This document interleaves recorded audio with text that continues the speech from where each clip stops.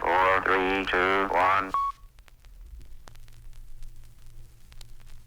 What is it that doing a solo projects like Departures wouldn't allow you to do in Switchfoot and vice versa? That's a good question. I think of Switchfoot. I mean, like you said, that there's Chad is a great drummer. Tim's a great bass player.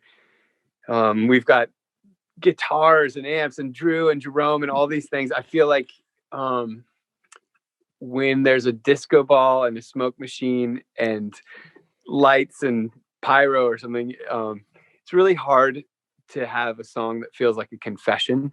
And so for me, I do feel like there are intimate, deeper songs that we sing as a band, but I feel like the solo album is much less of a megaphone and much more of a whisper, you know. Yeah. I think it started when we would be on tour.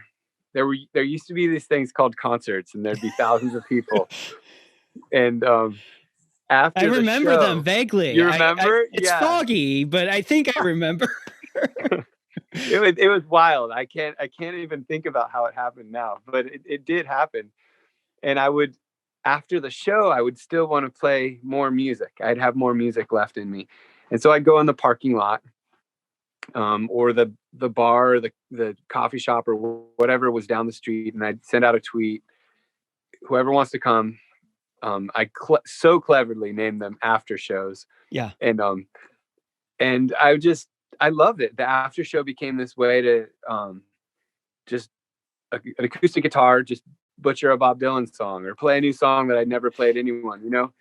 And so that expression, I feel like, finds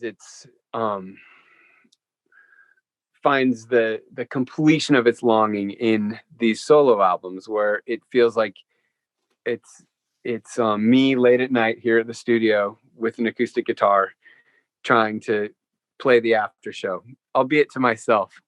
But there will be a day where thousands of people will once again congregate and listen to music. Yeah, I'm so looking forward to those days. I miss concerts.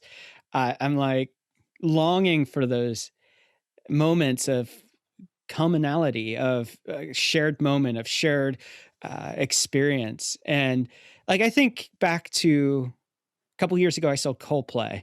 And they brought a moment out where Michael J. Fox came out and he started doing all the stuff from Back to the Future. And that moment will be one that's shared with the 40, 60, 80,000 people at the Giant Stadium, but no one else will have that experience. No. And for you do these shows time and time and time again. Do you feel like there's moments in each time you do these where you're just like, something special is going on here? Or do you feel like it just kind of gets monotonous? No, I think that the job of someone who is alive is to notice the moment while you're in the moment. And I think that's hard to do. I mean, that's hard to do you're a dad. That's hard to do. You see a picture of your kid and you're like, oh man, if I could only go back, I remember that year or that moment. But sometimes in the moment you're like, why are you doing this? You know, I feel like,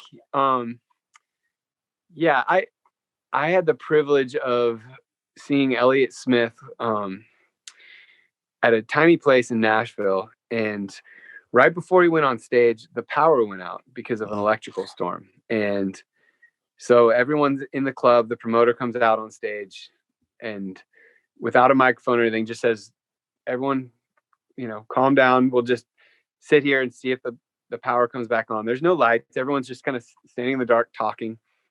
And then all of a sudden, Elliott Smith comes out with just an acoustic guitar and some candles.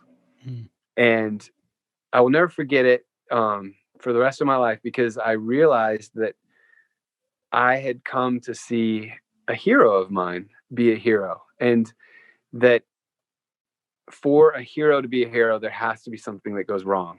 Wow. And so I take that into not just when I'm on stage, but off stage. Like, the only chance you get to be a hero in your life is when something goes wrong. So when I'm on stage and the power goes out or whatever, I try and see it as, okay, this is my chance to bring levity, to bring light, to bring some form of goodness to a moment that went wrong.